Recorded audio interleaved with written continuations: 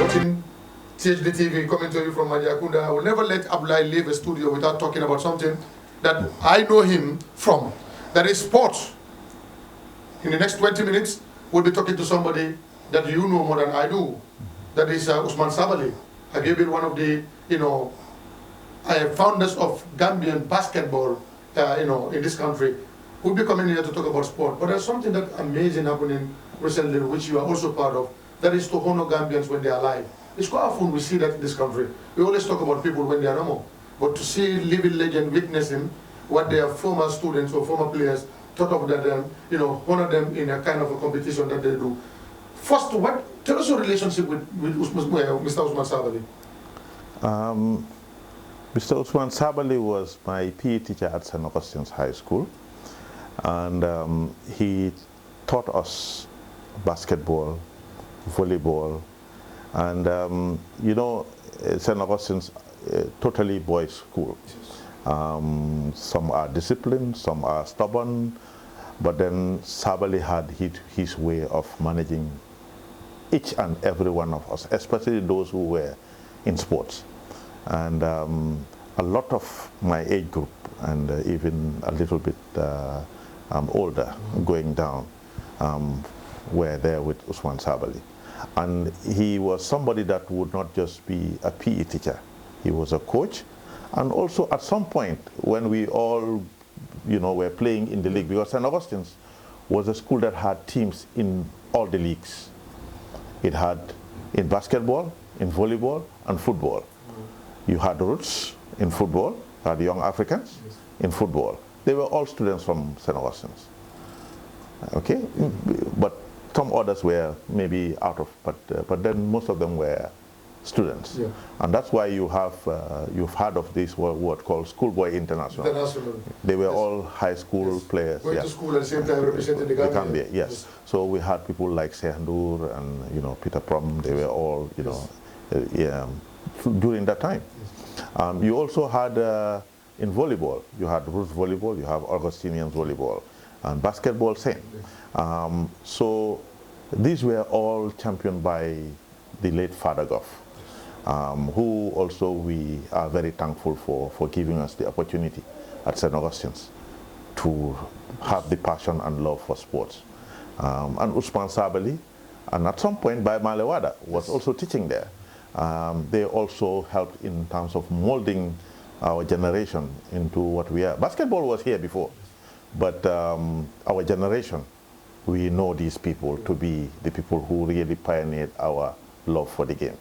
And Usman Sabali was friendly, but a disciplinarian, a no-nonsense man. I heard about that. Yes, he was a no-nonsense man, and if he gives instructions on the court, you better implement or you are on the bench. So it was really good being with him, and also I was lucky to stay on the same street with him. Wow. At New Primate Street, yes. And strangely, it was afterwards that I knew that my mom taught him. So there were so many connections with him. But then he has really contributed a lot into our lives because sports helps people in terms of their growing up. Exactly. And putting that into us really helped us to be what we are today. And strangely, those who are honoring him or those who thought of this, he never taught them. I was surprised as well when I had some of these young men who are honoring him, organizing. But how do you receive the news? It's not that often we see in this Gambia that people are honored when they are alive.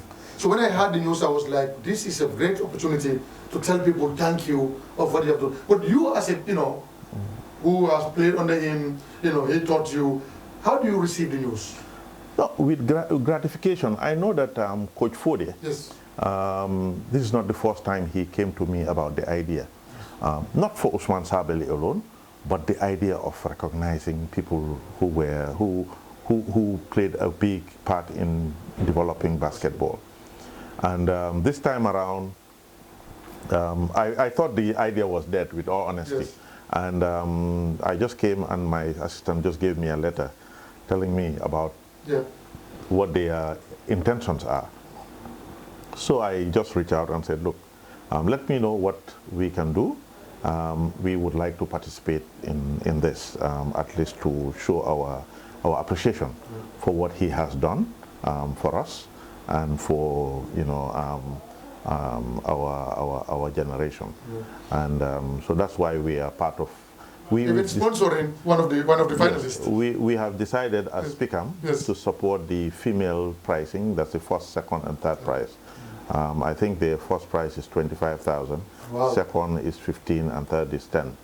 So PICAM would be honored to give those prizes. How did you receive the news when you were elected as the Secretary General of the Gambia National Olympic Committee, served as the Secretary General of the basketball game that he taught you of? Because I always heard about him being always pleased when he had his students and leading in institution, that he once passed through. How did he receive that? Oh, I think he has a special liking for me, because whenever we see him, he calls me by my whole name, and he would engage in conversation, and that's how he is with everybody. I don't think he has any body that you will tell, oh, Sabali doesn't like me. He's somebody that is principled. And if you are within those principles, you are fine with him, and you have to love him or hate him for that. But I think in any individual, you have to be steadfast in what you believe in. And that's him. We are really grateful for him being our PE teacher.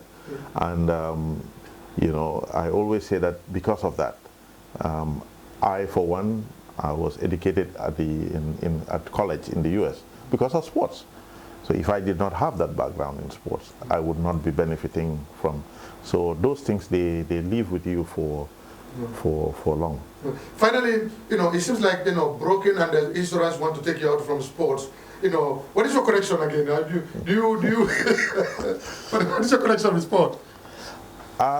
Like I said, you serve as the Secretary General of the Gambia National Olympic Committee. That is a huge position. You serve as the Secretary General that started reviving basketball after a long time when basketball was sleeping. So, it seems like the Broken and the insurance is taking more time of Mr. Jallo than sports now. No, it's not like it's taking a long time. I took what is called sabbatical from sports. In everything you do, there must be an objective. And for me, the gratification of being in sports is to give back.